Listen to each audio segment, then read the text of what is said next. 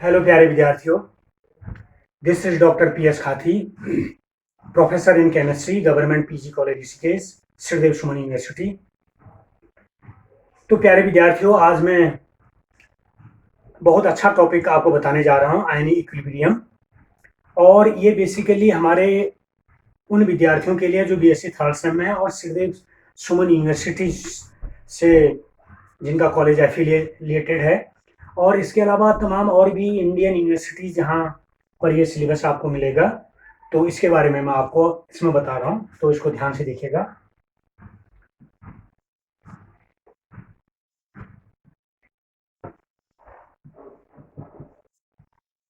तो हमारा जो टॉपिक है ये है आपका आयनिक इक्विलिब्रियम। आयनिक इक्विलिब्रियम और आयनिक equilibria.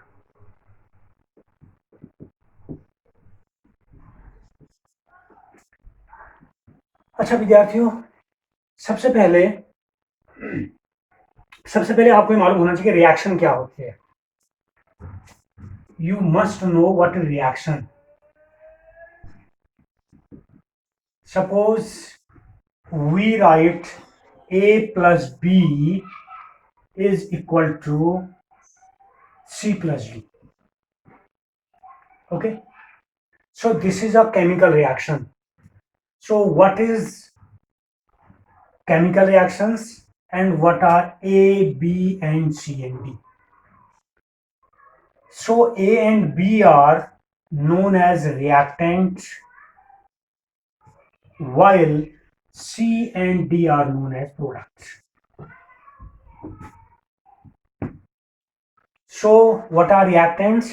So those substances which take part in a chemical reaction are called reactant, while those substances which are product after the reaction is over are known as products. Okay,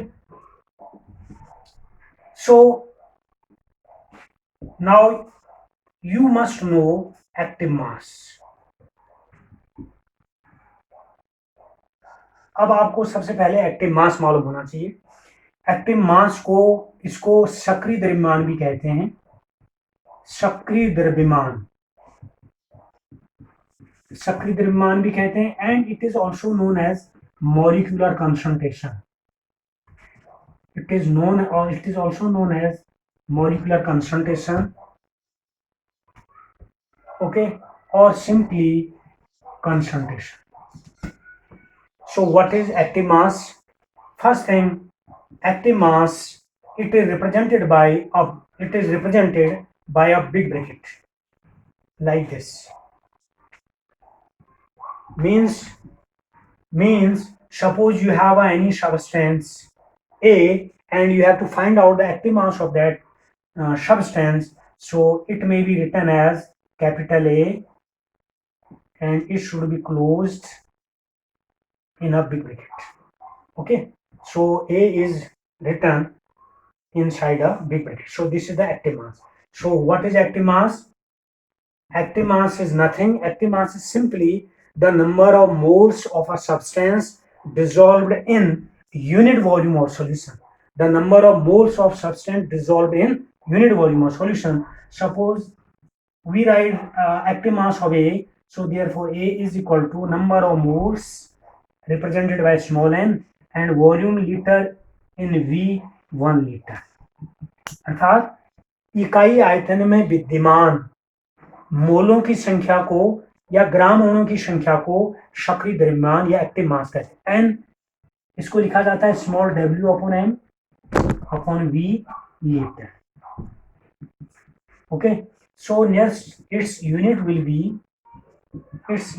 be mole per litre और gram molecule per liter. Okay, its unit is gram molecule per liter. Okay, now this is the active mass. And now next point is, suppose अगर मैं छोटा सा numerical देता हूँ इस पर active mass के लिए। सपोज मैं कहता हूँ मैं कहता हूँ find out the active mass of hydrogen, find out the active mass of 2 gram of hydrogen, 2 ग्राम लेता हूँ, 2 gram of hydrogen in 1 litre of solution, 1 litre of solution, ये कहते हैं, या हम कहते हैं find out the active mass of 2 gram hydrogen and 23 gram ethyl alcohol C2H5OH and 20 gram acetic acid CS3CuH and 12.7 gram iodine. Okay, तो यदि मैं कहता हूँ कि 1 लीटर में 2 ग्राम हाइड्रोजन और 23 ग्राम एथिल अल्कोहल, 20 ग्राम एसिटिक एसिड और 12.7 ग्राम आयोडीन घोले गए हैं, तो इनका एक्टिव मास निकालिए। तो सिंपली क्या होगा, your answer will be as follows, active mass of hydrogen H2 will be 2 gram है ना, 2 ग्राम 2 और इसका मोलिकुलर मास 2 अपॉन 1 लीटर होता है, तो 2 upon 2 that is equal to 1 means equal to 1 mole per litre, इसका 1 मोल पर लीटर हो जाएगा, ठीक है। और सिमिलरली 23 ग्राम इथाइल अल्कोहल, इसका एक्टिव मास C2H5OH, इसका हो जाएगा 23, इसका मोलिकुलर मास होता है 46, लीटर हो गया 1 और ये हो जाएगा 1/2, 1/2 mean 0.5 mole per litre. Okay, so 0.5 mole per liter, and similarly acetic acid, so active mass of acetic acid CS3CuH will be equal to 20 upon its molecular mass 60 upon 1, so it will be 1/3 और 3 अगर divide करेंगे तो ये हो जाएगा 0.3 और 0.33 मोल per litre. और similarly यदि हम कहते हैं iodine, active mass of iodine will be 12.7, इसका मोलिकुलर मास 254 होता है, तो हल करेंगे तो 127/254 और यहाँ पर आप ये 0 लगा देंगे तो ये हो जाएगा 2 जा तो 1/20 और equal to 0.005 mole per litre. Okay, so it was all about active mass of hydrogen. तो इस प्रकार से हाइड्रोजन का एक्टिव मास निकालते हैं, सीधे सीधे उसका जो उसकी जो वेट दिया है, वेट उसके मोलिकुलर मास से डिवाइड कर दीजिए, तो इस प्रकार से एक्टिव मास ये आप कैलकुलेट कर सकते हैं। और इस प्रकार ये एक्टिव मास बहुत इंपॉर्टेंट होता है आपके लिए, बीएससी थर्ड सेम के जो हमारे विद्यार्थी हैं जिनके केमिस्ट्री में एक इनऑर्गेनिक और फिजिकल केमिस्ट्री है और सेकेंड पार्ट में ऑर्गेनिक है, तो ये फिजिकल वाला पोर्शन आपका ले रहे हैं, इनऑर्गेनिक में आपका वहाँ कोऑर्डिनेशन केमिस्ट्री ले रहा हूँ। तो पहली यूनिट में हमारी कोऑर्डिनेशन केमिस्ट्री थी, तो इसमें हम देख रहे हैं, अब जो है हम आगे चलते हैं, अगला टॉपिक आता है इसमें third, law of mass action, law of mass action बहुत इंपॉर्टेंट टॉपिक है, ये आपके कोर्स में है, ये आपके सिलेबस में है, तो ध्यान रखिएगा, this is very important topic. Law of mass action, इससे हम द्रव्य अनुपाती क्रिया का नियम भी कहते हैं, द्रव्य अनुपाती, इसको हिंदी में द्रव्य अनुपाती क्रिया का नियम भी कहते हैं, द्रव्य अनुपाती क्रिया का नियम, लॉ ऑफ मास एक्शन भी कहते हैं। Actually, it was first given by Guldberg.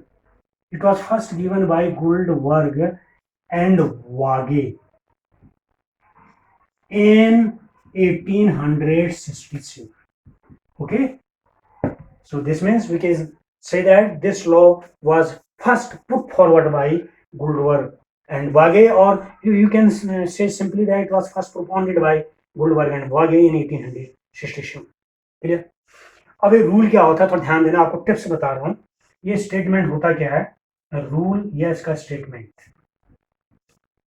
तो इसके टिप्स के लिए मैं आपको 2 पॉइंट बताऊंगा, ध्यान से देखना। एक तो ये पॉइंट बताया आपको, इसमें आपने एक लिखना है ए रिएक्टेंट और ये यहाँ पर लिखना है प्रोडक्ट। मीन्स यहाँ पर केवल एक ही सब्सटेंस लिखेंगे, सिंगल सब्सटेंस, इसको प्रोडक्ट में चेंज कर देंगे। और एक जो है यहाँ पर आप केमिकल रिएक्शन लिखिए, suppose chemical reaction takes place as A plus B is equal to product. Okay, दो चीजें हो गई। अब होता क्या है इस केस में, देखिए in this case you have to write a rate is directly proportional to concentration of A. Therefore, rate is equal to small k into concentration of A, where k is a constant is known as rate constant. This is rate constant और इसको दर नियतांक भी कहते हैं। Okay, now in this case, a rate is directly proportional to concentration A into concentration B. This must be equal to concentration A into concentration B. Again further, this is the rate constant like this. So what is the law of mass action? So law of mass action simply state that from this you can write the rate of a substance, because here this is only a substance. So in this case you can write that the rate of a substance is directly proportional to the active mass of that substance. While in this case this is a reaction, in case of reaction you can say that the rate of a reaction is directly proportional to the product of the active masses of the reacting substance, concentration A into concentration B. This is equal to small k into small a into b, and here rate is equal to small k into small a. तो इस प्रकार से प्यारे विद्यार्थियों, this was all about law of mass action. तो जब law of mass action आता है तो लॉ ऑफ मास एक्शन के लिए फर्स्ट आपको ये लिखना है, गुल्बर एंड वोगे ने किया था। इसके बाद सिंपली आप दो रिएक्शन दीजिए, उसके बाद सीधे इसका स्टेटमेंट लिख दीजिए। स्टेटमेंट आप यहाँ पर यहीं पर लिखेंगे the rate of a substance, यहाँ पर आ जाएगा simply the rate of a substance. The rate of a substance is directly proportional to the active mass of that substance E. That is all. Now, in case the rate of a reaction is directly proportional to the active masses of the reacting substances A and B. Okay, so that is all about law of mass action.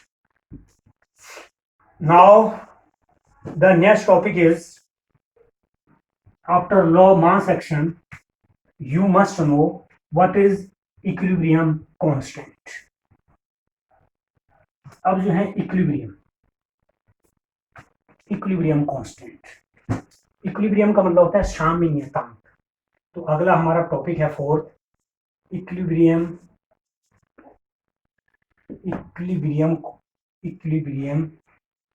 Constant. Okay, and you know equilibrium constant is represented by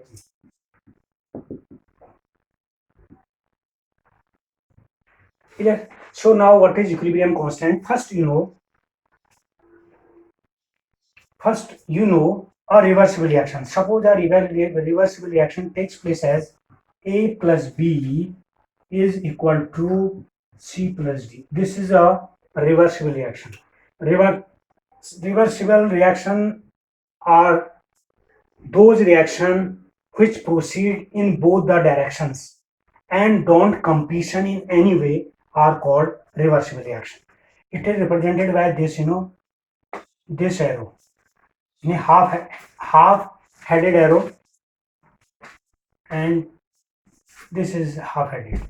So this is known as reversible reaction. Reversible reaction is represented by this arrow, indication this. Okay, so suppose A plus B equal to C plus D, therefore you must know forward reaction and you must know backward reactions. So forward reaction means when A plus B simply changes to C plus D, this is the forward reactions. When C plus D back change to A plus B, it is known as backward reaction or reversible reactions. तो जब reaction आगे को होती है plus B, तो उस case में ये वाला एरो C plus D में, इसको फॉरवर्ड रिएक्शन कहते हैं। और जब C plus D A plus B में चेंज होता है तो ये बैक एरो दिखा रहे हैं, तो इसको बैकवर्ड रिएक्शन यानी इसको पश्च अभिक्रिया और इसको आगे वाले को अग्र अभिक्रिया कहते हैं। तो सबसे पहले इसका रेट निकालते हैं जो अभिक्रिया आगे को जा रही है, तो हम लिखेंगे therefore rate of forward reaction,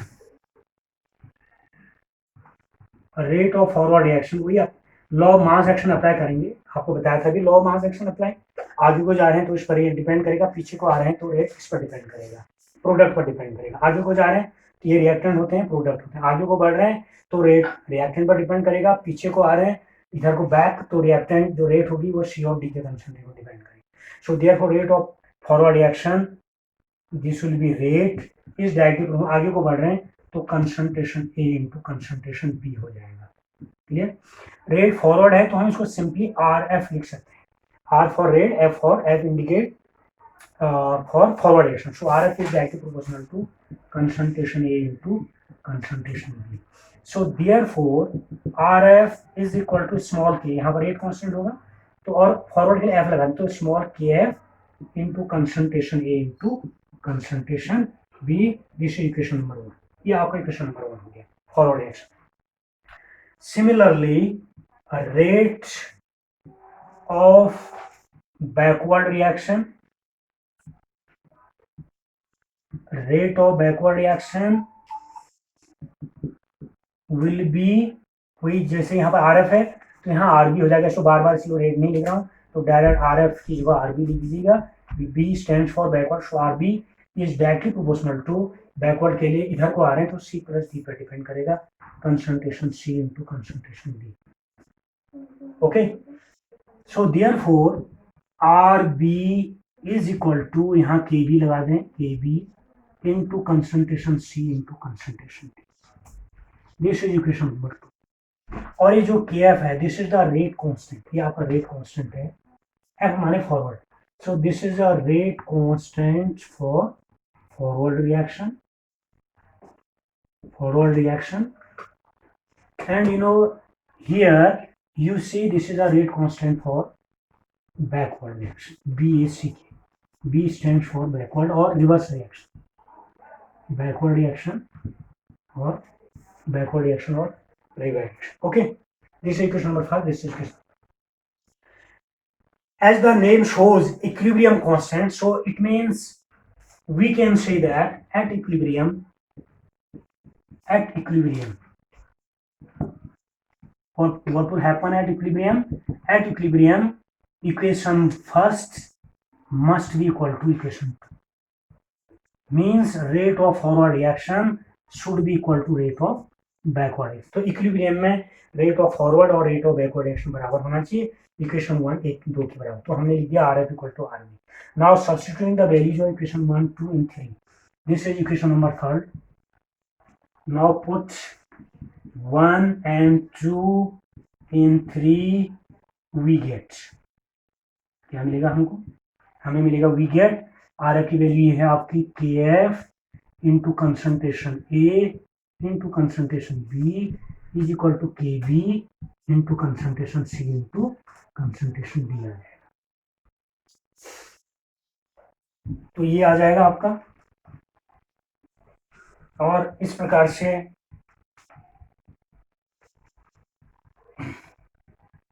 ये हमको इक्वेशन मिल जाएगी, इसकी value RF equal to RB। तो क्या होगा? Therefore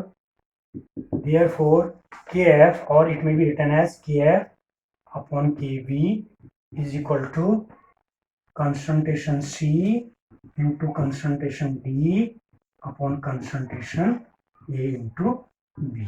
okay, KF upon KB पर concentration C upon concentration A into B. So now suppose this equation is represented by K, so K will be concentration C into concentration B upon concentration A into concentration B. Clear? And this is equation number, suppose this is the 3rd equation. So this is your required equation. तो इस प्रकार से आप देख रहे हैं जो equilibrium constant होता है उसको हम K से रिप्रेजेंट करें, K equal to concentration C into D upon concentration A into B।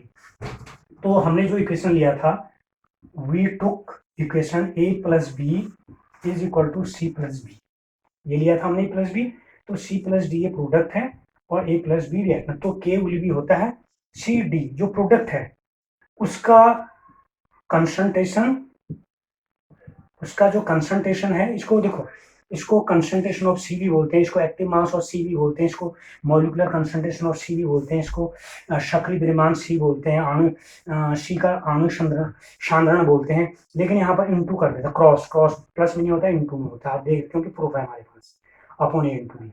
अब यहाँ पर देख रहे हैं, अब एक कंसंट्रेशन टर्म है, तो ये रिप्रेजेंट किया है, C D A and B all have been written inside a concentration, so that's why it is represented by Kc, C for concentration. So Kc is equal to constant C into constant D upon A into B.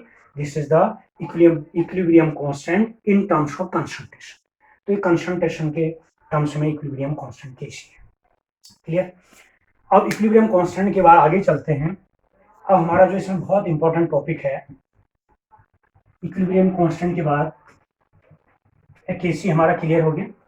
अब केसी के बाद एक बहुत important topic है, कई बार prove करने के लिए आता है, तो छोटा सा प्रूफ है इसका, तो अच्छे से देखिए इसको। ये है आपका, ये है रिलेशन बिटवीन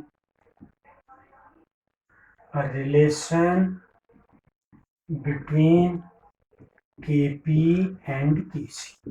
केपी और केसी के बीच में क्या रिलेशन है ये बताना है। तो इस ओके, सपोज कोई जनरल रिएक्शन है, A plus B is equal to C plus D. Okay, suppose इसके N1 मोल, इसके N2 मोल, इसके M1 मोल और M2 मोल, ठीक है। Suppose the reaction takes place in gaseous form, तो यहाँ स्मॉल जी लिख दिया, माना गैसियस फॉर्म में हो रही है। Okay, so therefore now applying law of mass action, अब यहाँ पर law of mass action apply करेंगे, applying law of mass action, so we will get what? We will get a rate is directly proportional to concentration C की power m1 into concentration D की power m2 upon concentration A की power n1 into concentration B की power n2। Okay, rate हो जाएगा, ये constant आ जाएगा। Directly अगर हम कहेंगे तो इसको डायरेक्टली लिख सकते हैं, अप्लाइंग लॉ मास एक्शन, ये हो जाएगा Kc बराबर इतना आ जाएगा, Kc विल बी दिस, क्योंकि प्रोडक्ट का concentration upon reactant Kc। This is equation number 1। Okay, अब चूंकि ये Kc है इन टर्म्स ऑफ, Kp का मतलब होता है इन टर्म्स ऑफ पार्शियल प्रेशर। अगर गैसियस फॉर्म में होती है तो क्या होता है कि जो मोलर कंसंट्रेशन होता है, molar in case of molar concentration, in case of gaseous reaction molar concentration is directly proportional to partial pressure. तो पार्शियल प्रेशर में आंशिक दाब के प्रोपोर्शनल टू होता है मोलर कांस्टेंट। तो देयरफॉर इक्वेशन 1 इंप्लाइज दैट, तो Kc को Kp से रिप्रेजेंट करेंगे, Kp इक्वल टू, अभी जो कंसंट्रेशन C है इसको पार्शियल प्रेशर P करेंगे, और ये C है आपका product, partial pressure of C into M1, similarly partial pressure of D into M2 upon partial pressure of A N1 into partial pressure of B N2। This is equation number 2। तो ये 2 हो जाएगा in terms of partial pressure. But we know for an ideal gas equation, but we know for an ideal gas equation, ideal gas equation is Pb equal to nRT होता है, therefore P will be n upon V RT, so therefore P will be CRT हो जाएगा। This is question number 3। Now applying for concentration A, reactant A, B, C and D। अगर हम A, B, C, D सबके लिए इसको use करें, so therefore क्या होगा, वी कैन राइट PA, आप चाहे इसको कैपिटल में लिखें, small capital, PA will be CART, CRT means concentration ART, और similarly PB will be CBRT, will be concentration BRT, यहाँ BRT आ जाएगा। Similarly PC will be CCRT, this is equal to concentration CRT, और similarly PD will be CDRT, this is equal to concentration DRT हो जाएगा। This is equation number 4। Now substituting the values of equation 4, put 4 इन, अगर यहाँ पर रख दें in equation, put in 4 in equation 2, अगर यहाँ 2 में रख दें तो क्या मिलेगा हमको, तो हमें मिलेगा वी विल गेट, क्या रिएक्शन मिलेगी हमको, ये जो है ये वैल्यू हम यहाँ रख देंगे, ये वाली वैल्यू यहाँ 2 में, तो हमको मिलेगा Kp विल बी, Pc की वैल्यू ये आ गई है, ये दिस, तो ये हो जाएगा Kp will be concentration C RT, इसके बाहर आप देख रहे हैं पावर m1 है तो m1 लिख देंगे, सिमिलरली कंसंट्रेशन D RT की पावर m1, यहाँ m2 लिख देंगे, अपॉन आप लिख देंगे कंसंट्रेशन A RT की power n1 into concentration B, ये RT की पावर ये n2 हो जाएगा। तो इसको और सॉल्व करेंगे तो Kp विल बी हो जाएगा आपका, तो आपको Kp मिलेगा, क्या मिलेगा Kp, तो आपको Kp क्या मिलेगा, इसको सही से लिखेंगे, एक साथ लिखेंगे कंसंट्रेशन C की power m1 into concentration D की power m1 m2 into concentration RT की पावर m1 इंटू RT की पावर m2 प्लस हो जाएगा m1 प्लस m2 अपॉन, यहाँ लिख देंगे आप कंसंट्रेशन A की power n1 into concentration B की पावर n2 इंटू RT की पावर n1 प्लस n2, ये लिख देंगे, A और इंटू B हो जाएगा पावर n1, RT की n1 और A रख देंगे, तो therefore Kp will be, suppose this equation number 4। अब देखिएगा इक्वेशन नंबर फर्स्ट आपके पास ये वैल्यू है, Kc की वैल्यू ये है, इस वैल्यू को यहाँ पुट कर देंगे, इस वैल्यू की जगह यहाँ पर Kc आ जाएगा, तो ये यहाँ पर लिखेंगे आप पुट, ओ ये इक्वेशन हमारी 5 है, सॉरी है इक्वेशन नंबर 5, तो पुट 1 इन 5 कर देंगे, तो Kp विल बी क्या हो जाएगा, यहाँ Kc हो जाएगा, ये वैल्यू Kc की, ये वैल्यू Kc की है पूरी, तो Kc विल बी RT, ये हो जाएगा m1 प्लस m2, इसको ऊपर ले जाइए, RT n1 plus n2 denominator से न्यूमरेटर में, तो ये हो जाएगा माइनस n1 प्लस n2 हो जाएगा, so simply therefore Kp will be Kc, और ये हो जाएगा RT की पावर डेल्टा n हो जाएगा, तो ये हमारा प्रूफ हो जाएगा। तो डेल्टा n क्या है, delta n, so delta n equal to क्या हो जाएगा, so therefore delta n will be m1 plus m2 minus n1 plus n2। अब m1 प्लस m1 क्या है, number of molecules of product, ये प्रोडक्ट के मॉलिक्यूल्स हैं, और number of molecules of reactant, इनमें से सब्ट्रैक्ट कर देंगे तो डेल्टा n निकल जाएगा। अब इसकी जो यूनिट है, इसकी यूनिट क्या होती है, जो Kc होता है इसकी यूनिट होती है मोल पर लीटर की पावर होल पावर x, ये यूनिट x की होती है, क्लियर। तो इसकी यूनिट क्या हो जाएगी, इसकी यूनिट हो जाएगी, तो इसकी यूनिट हो जाएगी इस प्रकार से आप इसकी यूनिट देखेंगे, Kc की जो यूनिट है ये हो गया आपकी मोल पर लीटर की पावर डेल्टा n हो जाएगा, और सिमिलरली Kc की तो मोल पर लीटर होती है, क्योंकि ये आपका कंसंट्रेशन मोल पर लीटर, अगर Kp की यूनिट निकालेंगे तो Kp में क्या होता है, जो पार्शियल प्रेशर होता है उसकी यूनिट क्या होती है, एटमॉस्फेयर, वायुमंडल, एटमॉस्फेयर PHERE, एटमॉस्फेयर यानी वायुमंडल, इसकी पावर क्या लगा देंगे, डेल्टा n लगा देंगे, ठीक है। ये डेल्टा n है, delta n means number of molecules of product minus number of molecule of reactant. If delta n equal to 0, अगर 0 हो जाए तो क्या होगा, Kc की वैल्यू किसकी पावर 0 1 होती है, तो Kc बराबर कितना हो जाएगा 1, Kp बराबर 1, कुल मिलाकर डेल्टा n की वैल्यू 0 होगी तो Kp बराबर Kc होंगे, यानी जो ये हो जाएगा, clear. So my dear student, that is all in this unit, और इसके बाद हम अगली यूनिट जो है वो करेंगे। Thank you very much.